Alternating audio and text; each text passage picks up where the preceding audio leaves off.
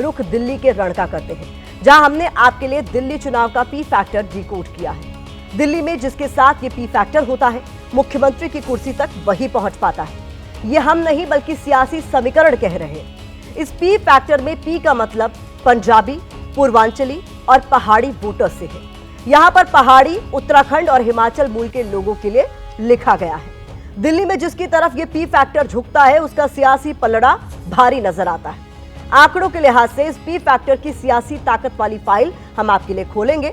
आपको बताएंगे कि कैसे आम आदमी पार्टी, बीजेपी और कांग्रेस तीनों ही दल पी फैक्टर से जुड़े मुद्दों के जरिए चुनावी बिसात बिछाकर विरोधियों को कमजोर करने की कोशिश कर रहे हैं।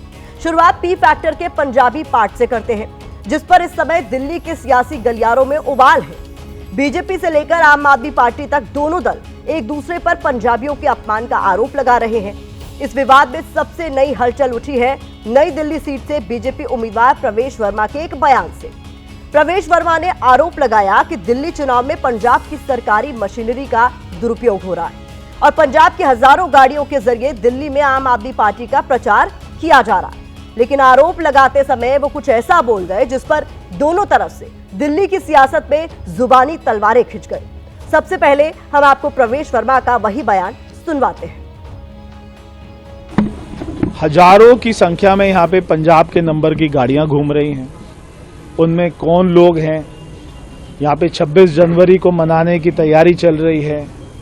यहाँ पे वो क्या ऐसा बड़ा काम करने वाले जिससे हमारी सुरक्षा व्यवस्था को खतरा हो सकता है? प्रवेश वर्मा ने आम आदमी पार्टी पर दिल्ली चुनाव में पंजाब पुलिस के इस्तेमाल का भी आरोप लगाया। हालांकि आम आदमी पार्टी आरोपों से इनकार कर रही है, लेकिन नई दिल्ली सीट से ही कांग्रेस उम्मीदवार संदीप दीक्षित भी दिल्ली चुनाव के दौरान पंजाब पुलिस की गाड़ियों पर सवाल उठा रहे हैं। कुल मिलाकर पंजाबी अस्मिता को लेकर तीनों ही पार्टियां एक दूसरे पर हमलावर हैं।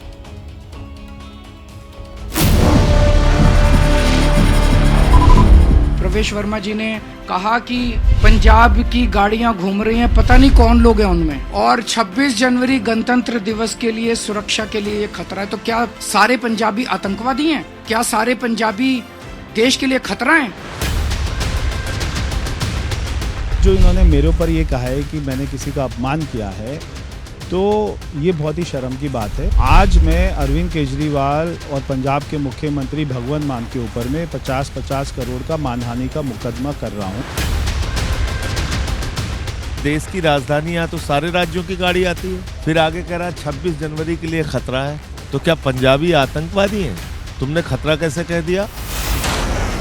केजरीवाल कभी पंजाबियों को रोहिंग्या कहकर अपमानित करते हैं, कभी आतंकवादी कहते हैं। अरविंद केजरीवाल को स्पष्ट आभास हो चुका है कि उनकी आपदा पार्टी पूरी तरह चुनाव हार रही है। हिंदुस्तान सबका है, कोई भी कहीं पे भी कभी भी आ जा सकता है।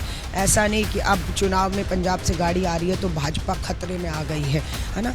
ये इनकी सिर्फ दो निचले स्तर की राजनीति है। पर सच्चाई ये है, आम आदमी पार्टी के विधायक, मंत्री, सांसदों को दिल्ली रवाना कर दिया गया है। लाखों गाड़ियां यहाँ आती हैं, यूपी की गाड़ियां आती हैं, हरियाणा की गाड़ियां आती हैं, राजधानी है देश की। तो क्या पंजाब वालों की गाड़ियों में गुंडे रहते हैं? बस पंजाब के लोग हैं, पंजाब पुलिस की गाड़ियां वहाँ क्या कर रही हैं?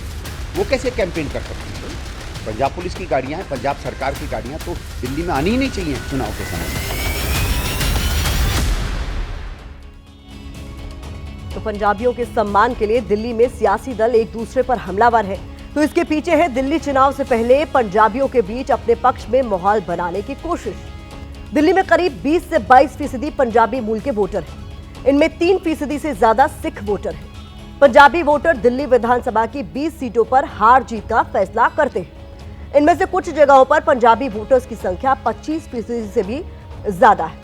माना जाता है इनमें से ज्यादातर सीटों पर 2020 में पंजाबियों ने आम आदमी पार्टी को वोट किया।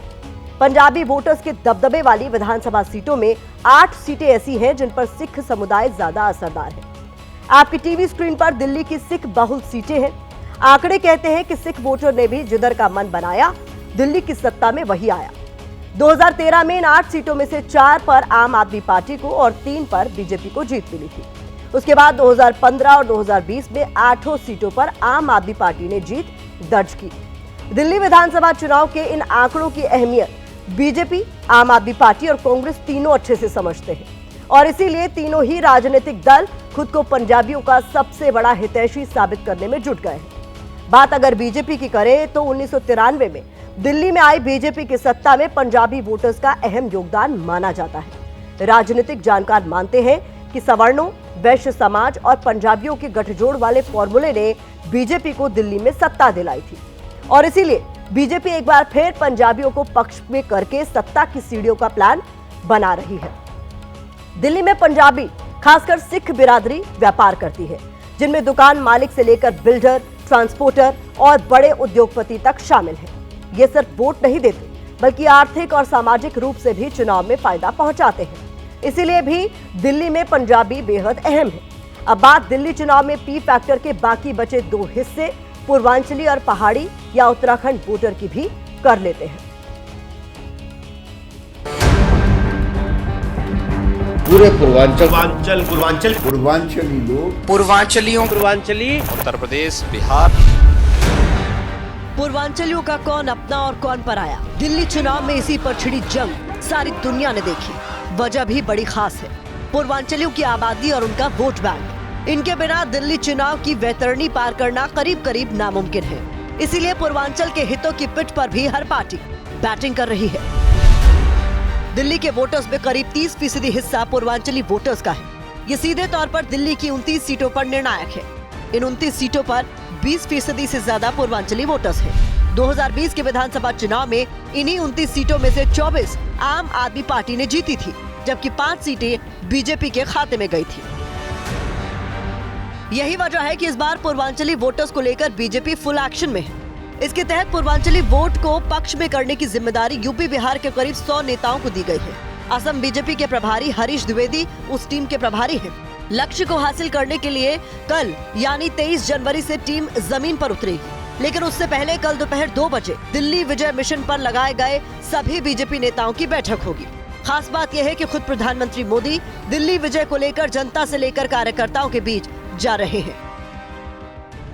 कार्यकर्ताओं से उन्होंने आज संवाद स्थापित किया और आप देख रहे हैं कि यहाँ भी कार्यकर्ताओं में कितना उत्साह है। उन्होंने जो संकल्प हमें दिया है उस संकल्प की पूर्ति के लिए मतदान के सारे रिकॉर्ड 5 फरवरी को टूटेंगे और हर बूथ पर 50% से ज्यादा मत लाकर हम लोग भारतीय जनता पार्टी को विजय बनाएंगे। देश के दिल में पहाड़ी वोटर को नजरअंदाज करने की गलती भी कोई नहीं कर सकता। शायद यही वजह है कि उत्तराखंड के मुख्यमंत्री पुष्कर सिंह धामी भी बीजेपी उम्मीदवारों के पक्ष में चुनाव प्रचार करने पहुंचे। उन्होंने वजीरपुर विधानसभा में बाकायदा रोड शो किया और विरोधियों पर हमला किया। सब लोग यहाँ परिवर्तन करना चाहते हैं और दिल्ली में इस बार हमारे प्रधानमंत्री जी के नेतृत्व में पूरी दिल्ली के अंदर डबल इंजन की सरकार बनेगी। बीजेपी पुष्कर सिंह धामी को भी दिल्ली चुनाव में लेकर आई है, तो उसके पीछे भी पहाड़ी या फिर उत्तराखंडी और हिमाचल के वोटर्स की अच्छी खासी तादाद है। दिल्ली में इनकी संख्या करीब 35 लाख है, जिसमें करीब 25 लाख उत्तराखंड से हैं, तो 8 से 10 लाख हिमाचल प्रदेश से नाता रखते हैं। इनमें से करीब 18 लाख लोग दिल्ली के वोटर हैं, जो सीधे तौर पर 8 से 12 विधानसभा सीटों पर असरदार हैं। इनमें करावल नगर, रोहतास नगर और बदरपुर को छोड़कर बाकी सभी सीटों पर आम आदमी पार्टी का ही दबदबा है। ऐसे में पहाड़ी क्षेत्रों से दिल्ली में आकर बसे लोगों को भी अपने पक्ष में करने के लिए बीजेपी पूरी ताकत लगा रही है। तो केजरीवाल एंड टीम ये साबित करने में जुटी है कि दिल्ली में पूर्वांचलियों का अपना कोई है तो वो है आम आदमी पार्टी।